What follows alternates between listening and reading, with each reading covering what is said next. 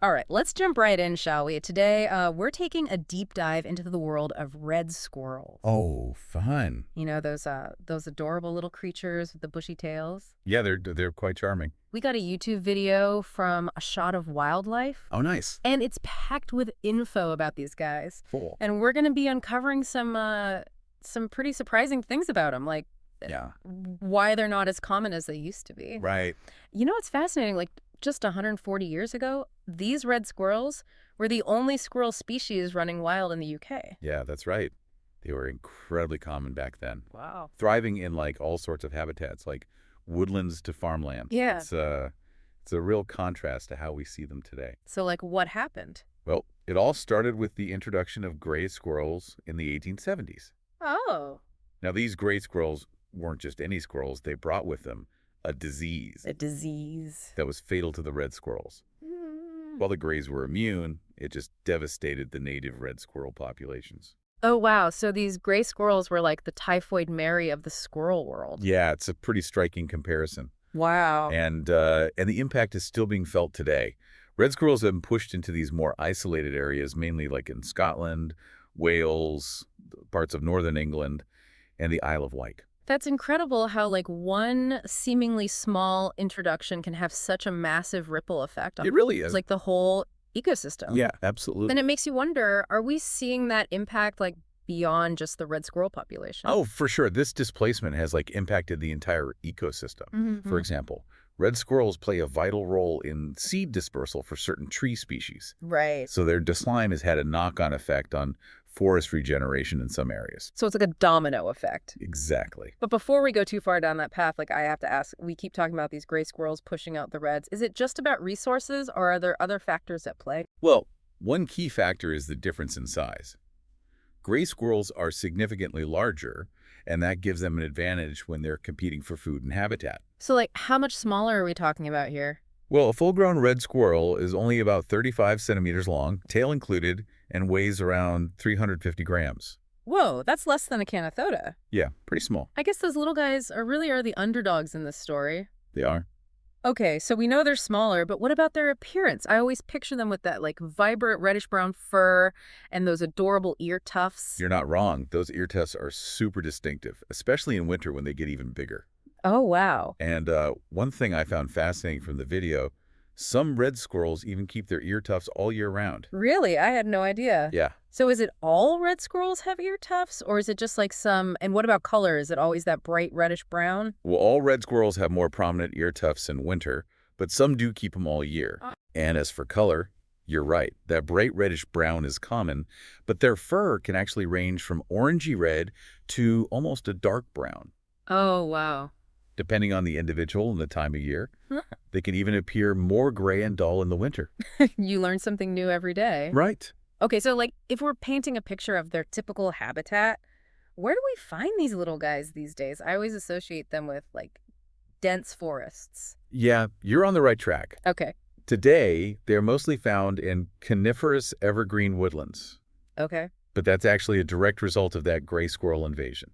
Oh, so they've been forced out of their, like, preferred homes? Exactly.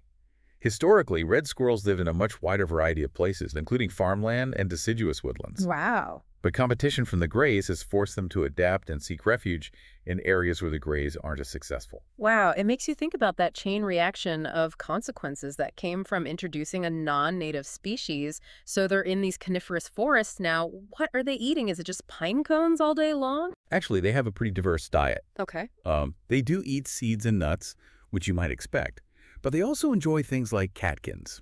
Catkins. Yeah, you know those fuzzy caterpillar-looking things you see hanging from trees like willows and birches? Oh, right. I never knew what those were called. Well, now you do. Cool. And just like other rodents, red squirrels are what we call opportunistic eaters. They'll take advantage of whatever's available, including carrion, bird eggs, and even chicks if the opportunity arises. Okay. Maybe that part's not so cute, Right. but it shows how adaptable they are. Definitely. They're resourceful little creatures. For sure. And speaking of resourcefulness, you know that classic image of squirrels burying nuts for the winter? Oh, yeah. Red squirrels do that very diligently, and they're active all year round. But in autumn, they go into overdrive, stashing away food to last them through the colder months. So that's where the phrase squirreling away comes from. Indeed. That makes total sense. Yeah. But I'm curious, if they're facing such fierce competition and struggling to survive, why would they breed twice a year? It seems counterintuitive given their declining numbers. It's a great question, and it really gets to the heart of their evolutionary strategy. Okay. You see, red squirrels are what's known as an R-selected species. Are selected. It means they prioritize having lots of offspring, even if it means a lower survival rate for each individual. Ah, so it's a numbers game. Exactly. Mm, More babies mean a better chance that some will make it, right. and it's worked for them for thousands of years. Right. But with the added pressures from gray squirrels, it's definitely a more challenging situation now. Okay, that makes sense. Yeah. So 2 breeding seasons per year. Can you, walk us through what that looks like? Is it a free-for-all, or is there some kind of order to it? Well, it can get pretty competitive, Oh, especially since red squirrels aren't territorial. right. Imagine this. You're a female red squirrel, and suddenly you've got multiple males chasing after you, all vying for the chance to mate. That sounds like a tiny, fluffy soap opera. It really does. Wow. And the females are only receptive to mates for a very short time during each cycle. So the stakes are high. Wow, I never would have imagined so much drama in the squirrel world.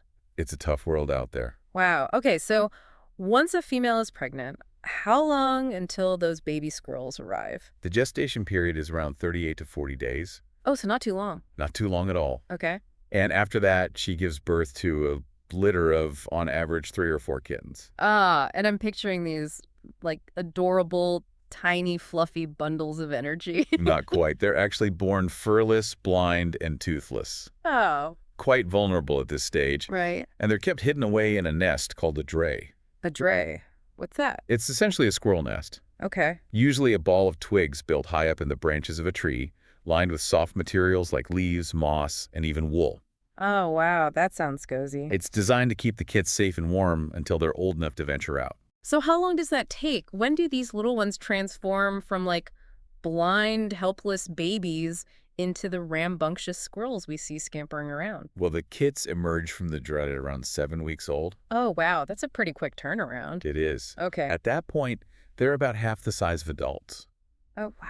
They really do look like miniature versions of their parents. Oh. But they're not totally independent yet. They still rely on their mother for a bit longer. Right. By about 10 weeks old, though, they are fully weaned and ready to strike out on their own. Wow. So, all things considered, what are the chances for these little guys? I know we talked about their decline, but is there any hope for the future of red squirrels in the UK? Right now, there are an estimated 160,000 red squirrels left in the UK.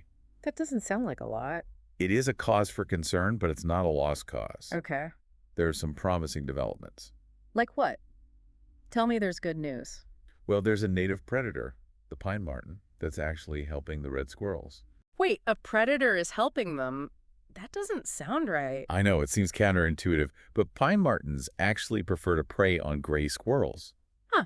And as pine martens are gradually coming back to the country from the north, they seem to be helping red squirrel populations rebound in those areas.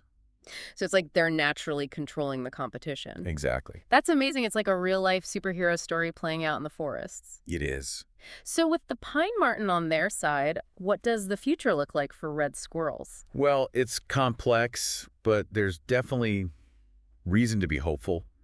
The pine marten's return is a game changer, and combined with other conservation efforts, it's giving red squirrels a fighting chance. That's such good news. I was getting worried there for a minute. Yeah. Okay, so we've got a bit of hope on the horizon, but I'm still curious about these pine martens. Yeah. They sound fascinating. They are. Can you tell us a bit more about them and how they're having such a big impact? Absolutely. What's fascinating is that pine martens don't just directly hunt the gray squirrels. Research suggests that their presence actually changes the behavior of the grays. Oh, wow. They become more cautious and avoid areas where pine martens are active. Well, so it's like they're creating this landscape of fear for the gray squirrels. Exactly. Eh. It gives the red squirrels a competitive advantage without even needing direct intervention. Wow. And that's just one example of the complex ways these species interact. Right. Pine martens are also helping to restore balance to the forest ecosystem as a whole. This is also interesting. It's amazing how interconnected everything is. It is. All right, so we've covered a lot of ground here. We have. From the red squirrel's dramatic decline to the surprising role of the pine marten. Yeah. It seems like there's a lot more to these creatures than meets the eye. There certainly is, and we're only just scratching the surface. Well, I, for one, am ready to dig a little deeper. What other fascinating tidbits about red squirrels do you have up your sleeve? Well, how about this?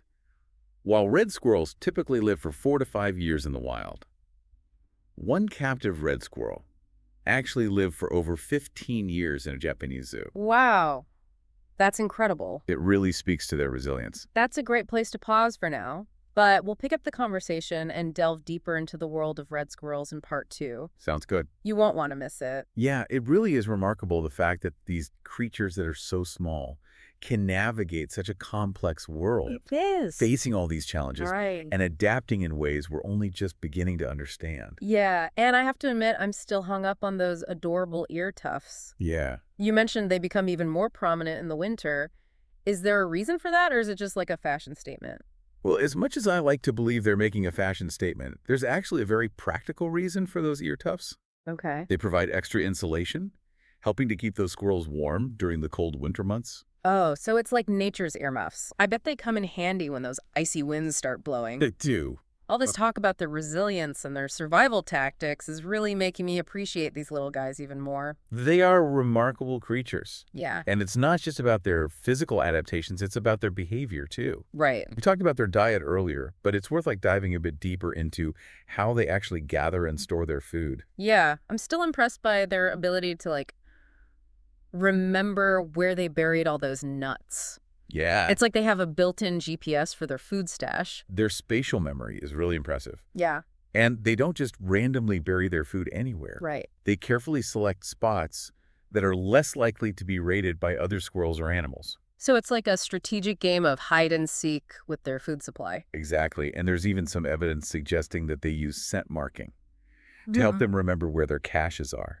Oh, wow. They might even create these fake caches to throw off potential thieves. That's next level squirrel intelligence. It is. I'm starting to think we underestimate these creatures. Yeah, they're smarter than we give them credit for. Yeah. But speaking of their cleverness, we talked about their rather dramatic mating rituals. Right. Do they, pair up and raise their young together? Or is it more of a every squirrel for themselves situation? It's definitely more of a solo mission when it comes to raising the kits. Oh, okay. The females are solely responsible for building the dray, giving birth, and taking care of the young until they're ready to leave the nest. So the males are basically just there for the mating season and then they're off on their merry way? Pretty much. Not exactly the model of family values, are they? Well, it's important to remember that these behaviors are all driven by evolution. Right. In the squirrel world, it's all about survival, and for red squirrels, that means the females have to take the lead on the parenting. Right, I guess that makes sense. Yeah. It's a tough world out there for a red squirrel, and they've got to do what they've got to do to survive. But I'm still curious about those pine martens. You mentioned they're having this positive impact on red squirrel populations, but how widespread is that impact? Are we seeing a significant comeback in those areas where pine martens are present? It's still early, but the research is really promising. Oh? Studies have shown that in areas where pine martens are established, red squirrel populations have gone up, while gray squirrel populations have gone down. Wow. It's really a testament to the power of that natural balance. So it's not just about the pine martens hunting the gray squirrels, it's about their presence just changing the whole dynamic of the forest. Exactly, and that's what makes this so fascinating.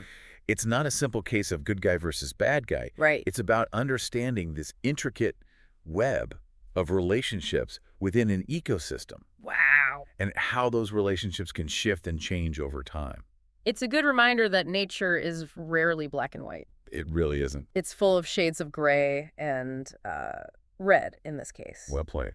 But in all seriousness, it's so crucial that we take this holistic approach to conservation. We can't just focus on protecting one species in isolation. We have to consider the entire ecosystem Right. and the interconnectedness of all living things in it. I agree. It's like a giant puzzle, isn't it? It is. Each piece, each species, plays a role in the overall picture. And Right. if one piece is missing or out of balance, it affects the entire puzzle. I love that analogy. Yeah. It's so true. And that's why the pine marten's return is so significant. It is. It's helping to restore a piece of the puzzle that was missing. Yeah. And that's having this ripple effect through the whole forest. Right. It gives you hope that even in the face of challenges like habitat loss and competition,